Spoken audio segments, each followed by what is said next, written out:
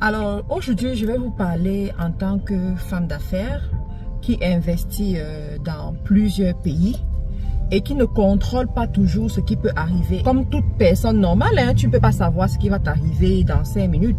Tu ne peux pas savoir ce qui va t'arriver demain. Vous savez les amis, ça fait à peu près 2 mois que je suis revenue au Canada venant de l'Afrique où j'ai passé 2 ans et où j'ai fait pas mal d'investissements. Et quand je quittais, effectivement, il y a beaucoup de gens qui m'ont posé la question de savoir, Marthe Karine, comment est-ce que tu vas gérer tes investissements à distance? Comment est-ce que tu vas faire? Ils m'ont posé 10 000 questions. Je vous assure que au début, je pensais que ça allait être facile. Sauf que au fur et à mesure qu'on avance, les réalités rattrapent. Et tu te rends compte que investir et gérer à distance, ça demande de comprendre certaines choses. Ça demande d'avoir certaines choses. Je vais vous parler de ça dans cette vidéo. Alors, dernièrement, mes équipes de Côte d'Ivoire m'appellent très tôt le matin. Il était très tôt le matin chez moi, mais ce n'était pas très tôt le matin chez eux. Bon, ici, nous avons comme 6 heures de différence. Donc, très tôt le matin, je suis alarmée et mes équipes me disent que toute la réception est mouillée. Pourquoi? Parce que en fait, il y avait eu un problème de plomberie qui a affecté le plafond, voilà. Et comme c'est un duplex, ça a fait en sorte que la réception qui était justement au rez-de-chaussée, là, en bas, soit affectée. Donc, ça coulait, ça a mouillé pas mal de choses. Et ils m'ont alerté que oui, qu'est-ce qu'on fait et tout. Je vous assure, à partir du Canada, il fallait régler le problème en Côte d'Ivoire. À partir du Canada, il fallait prendre des décisions. À partir du Canada, il fallait gérer les choses. Donc, la procédure, étant donné que nous sommes des locataires, il fallait contacter, contacter le bailleur, expliquer le problème parce que selon le contrat, effectivement, ce genre de situation doit être réglé par le bailleur. Sauf que le bailleur même n'était pas dans le pays. Vous voyez, le bailleur n'était pas dans le pays et il fallait faire quelque chose. Et c'était à une période où on recevait la foule dans les bureaux. Il y avait beaucoup de gens qui venaient dans les bureaux. Et à ce moment, je devais prendre une décision. Et effectivement, il fallait que je répare et qu'ensuite le bailleur vienne payer ce qu'il y a à payer. Cette expérience m'a beaucoup appris. Parce que vous savez les amis, dans cette expérience-là, il fallait gérer déjà le stress qui arrive, gérer les employés, gérer ceux qui viennent au bureau pour des informations ou alors pour prendre les services que nous offrons là-bas. Il fallait aussi gérer les partenaires qui vont exécuter la tâche parce qu'il fallait appeler un plombier, appeler pas mal de personnes, refaire la toiture, résoudre le problème de plomberie, tout ça. Et vous-même, vous savez très bien qu'en Afrique, pour une seule tâche, tu peux même avoir 4 factures différentes avec des prix différents. Et il faut que tu prennes la décision. Je suis au Canada. Le problème se pose en Côte d'Ivoire. Comment je fais pour savoir qui me dit la vérité? Comment je fais? Donc, c'est à ce moment où j'ai compris vraiment le poids de la gestion à distance, en dehors de ce qu'on appelle gestion de stock. Parce que les gens, en fait, quand ils voient la gestion à distance, ils se disent, je ne veux pas qu'on vole ma marchandise, je ne veux pas qu'on vole mes stocks. Mais en dehors de ça, il y a d'autres problèmes. Surtout quand tu prends, par exemple, des locaux, tu as des locaux que tu loues, tu as un personnel que tu gères, tu as des gens qui viennent régulièrement, la responsabilité devient de plus en plus importante. Donc, à ce moment, il fallait vraiment prendre des décisions. À ce moment-là, il fallait exactement savoir sur quelle base tu donnes des directives, à qui tu fais confiance.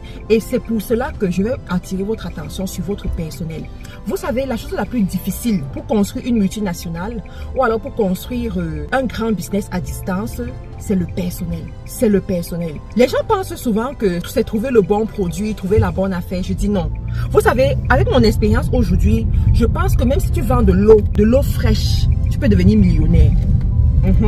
Tu peux même bâtir une multinationale avec de l'eau glacée. Si tu vends les faux ongles, si tu vends les cheveux, si tu vends les faux cils, si tu vends les fonds de teint, tu peux bâtir une multinationale avec ça. D'accord? Le produit est assez bon parce que ce produit se consomme. Donc, si le produit se consomme, ça veut dire que c'est assez bon pour passer. Mais, ce qui va faire défaut, c'est les personnes que tu embarques. Ce qui va faire défaut, c'est le personnel que tu vas engager. C'est la raison pour laquelle c'est important de bien choisir son personnel. C'est important de bien savoir avec qui est-ce que tu travailles. Je vous ai présenté sur mes réseaux un livre qui parle des équipes, comment sélectionner ses équipes, comment encadrer ses équipes, et comment diriger effectivement ces équipes-là. Ce livre a été écrit par Madame Georgette Djampou, qui est la directrice de mes activités, dont nous avons travaillé ensemble. Et avant qu'elle ne travaille avec moi, elle a travaillé avec d'autres personnes aussi. Et c'est grâce à elle que je peux dormir. C'est grâce à elle que je réussis à gérer ce qui se passe. Donc, on va vous mettre le livre là, vous allez voir le livre. Pour ceux qui sont intéressés par le livre, vous pouvez prendre le livre. Et elle a parlé, ou bien elle a expliqué ce qui se passe dans les entreprises africaines. Pourquoi les entreprises africaines échouent? Pourquoi les multinationales africaines, à un moment donné, ferment boutique? Vous voyez ça? Donc, allez un peu regarder ce livre-là. Alors, je reviens sur mon cas pour dire que je me suis rendu compte que l'équipe, c'est très important. Parce que tu sais, quand tu es quelqu'un qui veut être à l'étranger et qui investit en Afrique, il y a toujours cette petite mentalité de ceux qui sont en Afrique qui pensent que l'argent pousse derrière ta maison. Tu vois un peu, l'argent pousse derrière ta maison, tu as beaucoup d'argent, on peut t'arnaquer, on peut augmenter les prix des factures, on peut augmenter, aggraver même le problème pour que tu sortes beaucoup d'argent. Moi, j'ai vu beaucoup de gens comme ça. Pas plus tard que hier encore, je causais avec une jeune entrepreneur qui me dit c'est ce qui l'a découragée en Afrique. Parce qu'en Afrique, elle avait la bonne volonté, voilà, d'investir, de travailler avec ses frères africains. Mais les gars, c'était des arnaqueurs. D'accord, des arnaqueurs qui ne disent pas leur nom. Donc, ils vont te sortir des fausses factures, ils vont te faire croire qu'ils sont malades, ils vont te faire croire que le ciel est tombé, ils vont te faire croire que l'enfant a avalé la casserole. Et pour que tu puisses sortir l'argent, pour que tu puisses dépenser et qu'ils puissent en profiter. Donc, quand tu es dans un environnement pareil, tu dois pouvoir avoir des personnes de confiance. Et moi, j'aime utiliser le temps. C'est vrai que vous allez me dire que, Mate Karine, mais entre-temps, quand tu dis tu utilises le temps, entre-temps tu payes les salaires ou entre-temps tu fais comment? Moi, pour travailler avec moi, je ne regarde pas ton diplôme, je ne regarde pas tous tes grands attributs, hein, pas du tout. Je commence, c'est-à-dire tu commences au bas de l'échelle comme tout le monde. Tu commences au bas de l'échelle comme tout le monde. Que tu sois mon ami, que tu sois un membre de ma famille, que tu sois, je sais pas quoi, tu commences au bas de l'échelle comme tout le monde. Je vous ferai une autre vidéo où je parle de comment travailler avec la famille. Parce qu'en 2 ans, j'ai appliqué ce conseil que j'ai toujours eu à vous donner. Et j'ai vu les effets dans mes entreprises. Ça m'a permis de tamiser beaucoup de gens. Ça m'a permis de laver mon nom. Ça m'a permis, c'est-à-dire d'ouvrir les yeux à certaines personnes sur leur paresse, sur leur fainéantise et sur leur incapacité à travailler. Parce que souvent dans la famille, les gens vont t'accuser, ils vont dire que oui, tu ne veux pas recruter parce que, ils vont te traiter de tous les noms. Mais quand tu les mets devant le fait accompli et qu'eux-mêmes, ils comprennent dans cet environnement que la faute est la leur, ils vont fermer leur bouche. Donc j'ai pris 2 ans pour appliquer tout ça. Et je vous ferai une autre vidéo où je vous parle de ça. Mais toujours est-il que l'une des choses que je chéris le plus dans mes entreprises, c'est mon personnel. Je choisis mon personnel avec beaucoup de délicatesse. Je m'appuie sur les conseils qui ont été donnés dans ce livre-là. Je choisis mon personnel et j'entretiens mon personnel. De telle sorte que je peux leur faire confiance. S'ils me disent c'est comme ça, je sais que c'est comme ça. D'accord? Et en dehors de ça, j'ai aussi mis sur pied des stratégies de gestion à distance. À l'heure où je vous parle, si vous me demandez quel est le nombre de stocks que j'ai dans quel pays, je peux savoir. Si vous me demandez qu'est-ce qui se passe aujourd'hui à Douala, je peux savoir sans avoir appelé quelqu'un. Si vous me demandez qu'est-ce qui se passe en Côte d'Ivoire, je peux savoir sans avoir appelé quelqu'un. Donc quand ils voient mon appel, ils savent que c'est grave. Ils savent que c'est grave. Donc quand j'appelle, c'est peut-être parce que bon voilà, il faut vite faire quelque chose. Donc je contrôle. Vous comprenez les amis, je contrôle. Et je veux vraiment vous interpeller si vous devez gérer vos entreprises à distance. Ayez les bonnes informations, ayez les bonnes stratégies et surtout attrapez votre cœur. Vous ne pouvez pas faire les affaires sans faire confiance aux gens. D'accord? Je ne suis pas en train de dire qu'ils ne peuvent pas me tromper. Hein? Je ne suis pas en train de le dire. Mais pour que quelqu'un me trompe, il faut que la personne se lève tôt le matin.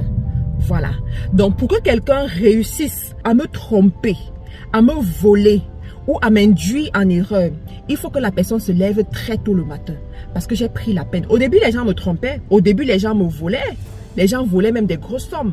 Mais j'ai rodé mon système de telle sorte que j'ai l'information avant que toi, tu n'apportes ton information. Je sais ce qui se passe sans que tu n'ouvres la bouche. Donc, quand je t'interpelle, c'est pour la confirmation ou c'est pour apporter les preuves contre ce que je sais. Vous voyez un peu, c'est ça les affaires. Ce qui est sûr est que nous ne pouvons ne pas investir en Afrique. Nous allons investir en Afrique. Nous allons continuer à investir en Afrique. Et nous allons manger notre part du gâteau. Nous allons profiter de l'opportunité de l'Afrique. Mais en profitant de l'opportunité de l'Afrique, tu ne vas pas attraper l'AVC. En profitant de l'opportunité de l'Afrique, tu ne vas pas tomber malade. En profitant de l'opportunité de l'Afrique, tu ne vas pas devenir insomniaque parce que tu ne sais pas ce qui se passe, tu as tout le temps peur. Vous voyez les amis, donc c'est ça. C'est ça que je voulais partager avec vous. Je vous encourage, pour ceux-là qui investissent en Afrique, pour ceux-là qui font des choses en Afrique, continuez. Ceux qui veulent prendre des rendez-vous d'affaires avec moi, vous pouvez toujours le faire. Je vous prépare une vidéo où je vais vous parler du business avec la famille. Comment faire? Par où commencer? Quelles sont les erreurs à éviter? Voilà. Donc, pour ceux qui ne sont pas encore abonnés à la chaîne, abonnez-vous à la chaîne parce que nous allons faire des grandes choses sur cette chaîne. Bonne journée les amis. Voulez-vous devenir un expert en community management et gagner votre vie grâce au digital? La MC International Business Academy, prestigieuse école des métiers du digital, vous ouvre ses portes en Côte d'Ivoire. En seulement 90 jours, maîtrisez l'art de la création du contenu, le fonctionnement des réseaux sociaux, la création et la gestion des communautés engagées en ligne, la publicité Facebook et plus encore. Si vous êtes employé en quête d'une seconde source de revenus, entrepreneur en ligne, étudiant, chômeur, ménagère, cette opportunité, c'est la vôtre. Venez découvrir comment gagner votre vie dignement grâce à votre téléphone et un ordinateur portable. Notre formation en community management, c'est une formation inspirée des standards internationaux. Des enseignants qualifiés et expérimentés, des salles de classe climatisées avec connexion Internet haut débit. Nous sommes disponibles en Côte d'Ivoire, Hongrie 9e tranche. Pour la prochaine rentrée, les présélections sont déjà en cours. Vite, décrochez votre place maintenant en nous contactant au 07 88 75 24 07 ou encore le 07 97 42 18 22. Faut dire que nous faisons partie de la première session ici en Côte d'Ivoire. Nous sommes des privilégiés, je peux le dire ainsi. J'ai entendu parler de cette formation, j'ai entendu parler de ce centre depuis le Bénin. Avant de venir au cours, j'étais sur le point d'aller faire des visuels, payer des gens pour pouvoir faire des visuels, à savoir des logos, des flyers, etc. Mais aujourd'hui, à 2 semaines de cours, j'ai dit à mon fournisseur, c'est pas la peine. MC International Business Academy, le digital c'est nous.